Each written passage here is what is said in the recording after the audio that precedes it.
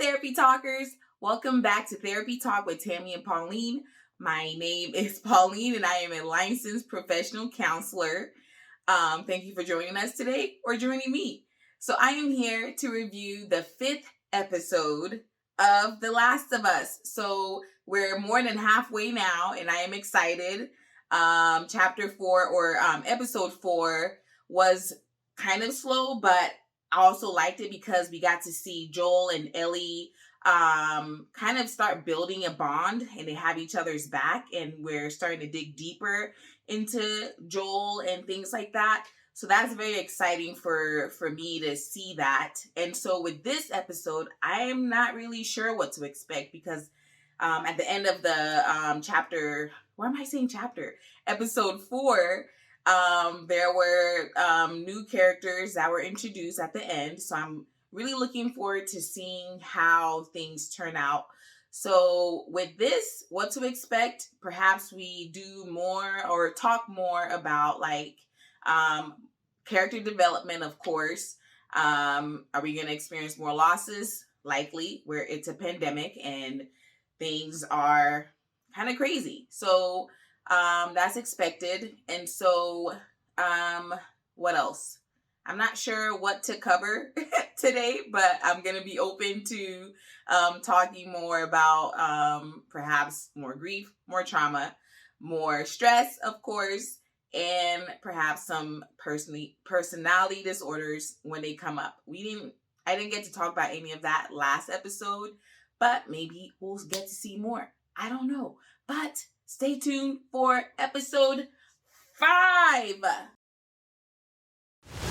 It seems episode 5 so far is off to a big start. It seems like a civil war, and seeing very explicit images of people hurting each other. And this is not like, I don't even feel like there's a pandemic going on, because now there's a different matter that we're looking at, which is people hurting each other. And we see the 2 new characters who are quietly watching and are in hiding.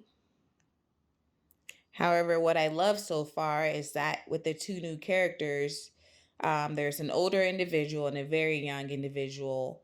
And the older is protecting the little one and asking him not to look at those disturbing images of people hurting each other, but to rather focus on him, which I love that, because that is a lot to witness.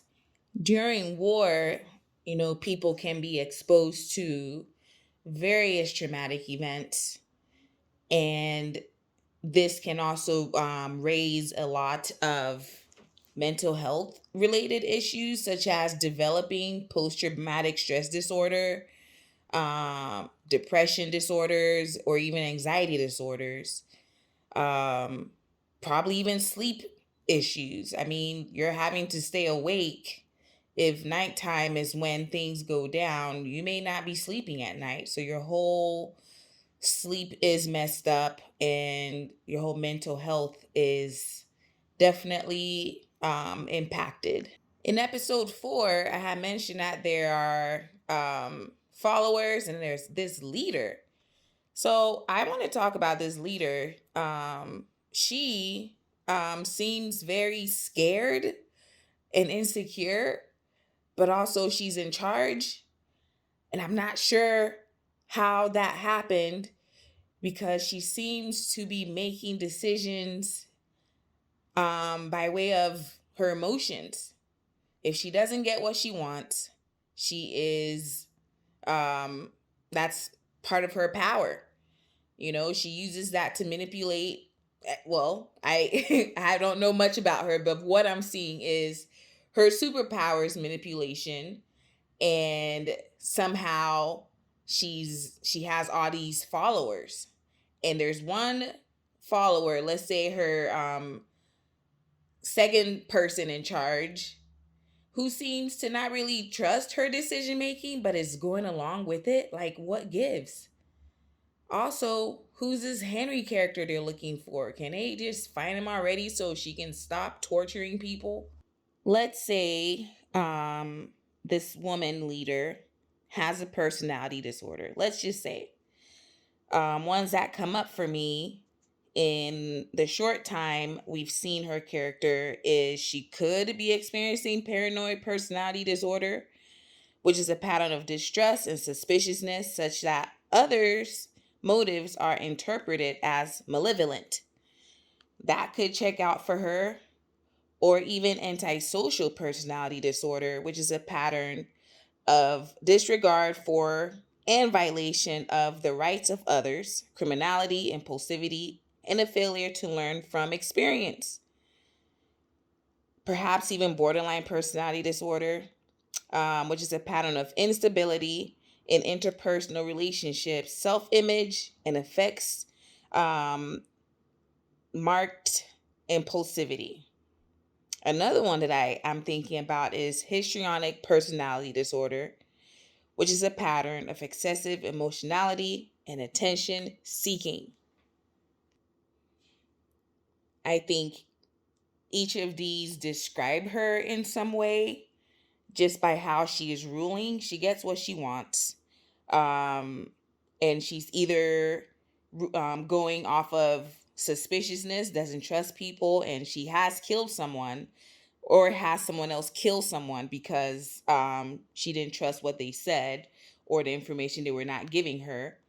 Um, there's a lot of criminal activity going on. However, in the world of pandemic, what are rules, right? But also there's some moral rules that we all have as human beings, and she may not have that for herself as far as like not having empathy for others. um she's able to just end someone's life if they don't give her what she wants. Information about Henry, again, who is that? um Histrionic.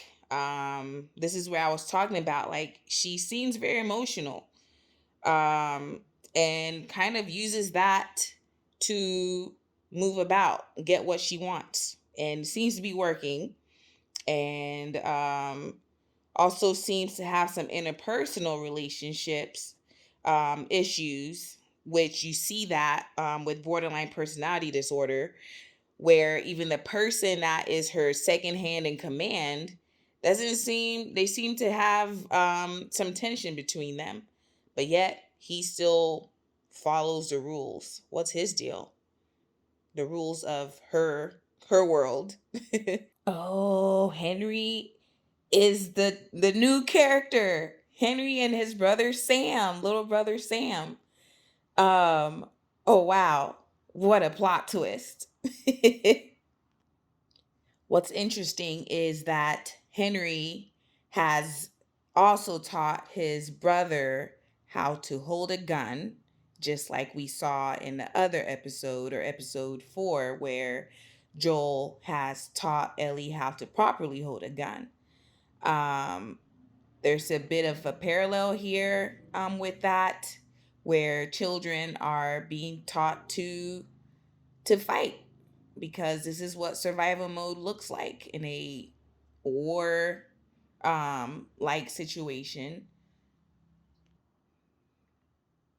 And also, Joel is being held at gunpoint by a child, which is very interesting because Joel is having to basically surrender, which we haven't seen him do that throughout this season, as he is and finds himself to be a protector, and to be put in this position by someone who is way younger than him is actually very interesting to see. And Ellie is having to talk him down to listen. Does Joel listen?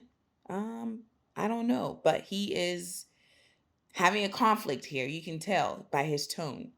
As we saw in episode 4, how Ellie and Joel seem to be getting closer and bonding, even have like the father daughter type of vibe going on. Interestingly enough, Henry has noticed that and referred to Ellie as Joel's daughter, and Of course, both of them responded and saying, "That's not my dad. That's not my daughter." But hey, let's just look at it for what it is, because they have that vibe now. They've spent enough time with each other, gone through some insane stuff, and they are giving off that vibe. They can help it. This is what survival mode looks like. Ellie is giving off some big sister vibes right now. She and Sam are bonding, and it's also nice to see her in a different space. I see her more as a child right now with how she's interacting with Sam. It's pretty beautiful. It's obviously hard. It may be hard to be a child when you're in survival mode and you're with adults. So it makes sense. Part of Ellie's character, how she's been moving around, she hasn't, it doesn't seem like she spent time with a lot of children. And so seeing her this way is really sweet. Aha, things just got real. Now it's a battle of the infected, the resistance, the collaborators, Ellie, Joel. This is a whole lot of stuff going on. But you know what? Joel is working together and being the protector that he is, and he is doing his best to make sure his people are okay. Oh my gosh. Ah! But you know what? There's some irony here. The infected has actually kind of played a huge role here in basically changing the plot of the story, where Henry is faced with the resistance leader, which is, her name is Kathleen. And because of that, that he was about to get shot, but the infected popped out just in time. Oh man, what a scene. Also, something I want to note, since we have some names now, Kathleen, who's the leader of the resistance, the woman I talked about earlier, she is leading, definitely leading through emotions and fear. Emotions, fear, all of that. But specifically, she is using her whole resources, so the whole resistance, to search for Henry, because Henry did something that basically ended the life of her brother. So this is how she's grieving. Her anger looks like this. She's going to use all her resources to get back at someone who caused the death of her brother. So this is what grief can look like, which is really heartbreaking, because there's a whole resistance, and she's using those resources to find one man when there's a whole other situation going on. Very interesting. Yo, this is off note, but I want to make this known, because this species of infected, let's say that, they've been kept underground or trapped underground for how, I don't know how long, right? So when they came out from the tunnel, they were going insane. They just, I mean, they're free, right? But now we're looking at a it's like, I don't know, mutated times 1,000. It has super power, super infected strength, and this is wild. I don't I don't even know what to say here. This one big it's so huge. And I'm thinking about, like, the Lord of the Rings. There were these huge monsters looking creatures. That's what these look like, or this one looks like. And the bullets aren't even phasing it. Like, how are they gonna get rid of this thing? It's like the head honcho of the infected, and boy, it is huge. Things have calmed down now, and all four of them are okay physically, right? Um, Sam and Ellie are in a room, and they're just chatting the night away. And Sam is just as curious as Ellie is, and he's asking her these questions about being scared. and how he's noticed that she doesn't look scared. But even though Ellie laughed it off, she then became honest with him and said, I am afraid of being alone, right? And as we've talked about Ellie, I think Ellie has some issues of abandonment related to, she describes herself or identifies herself to be an orphan, and she hasn't really had anyone around from what we can tell, and seems to have been bounced off to different adults throughout her life. And so that checks out. She's afraid of being alone, and this is probably the most fun she's been having with Sam, who is very inquisitive and is asking questions, and this is creating a bond between them. So that was a devastating episode at the end there. Sam and Henry did not make it. Sam got infected and had reassurance from Ellie that he would be okay, or she won't, leave him alone. And this happened. And out of shock, and I'm at a loss for words, but Henry did what he did, and he was shocked with how quickly he reacted and realizing that, oh, I just did this to my brother. He had to do it. He's infected. But even having that logic doesn't help with how he felt, and so much so that he ended his own life as a result.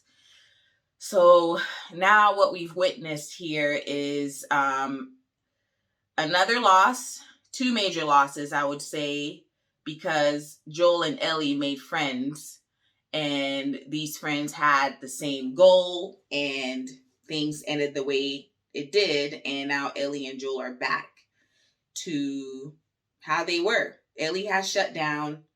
Joel is somewhat in shock. I don't know, but the end there, Ellie walked off. They had a mini burial for them, and she apologized. The note she left, and that's how she is memorializing Sam. But they made friends, and even in a short time, and to lose friends in the way that they did, that is devastating. And I'm in shock. I'm shaking a bit because everything happened so fast. But boy, this show really is giving me a run for my money. And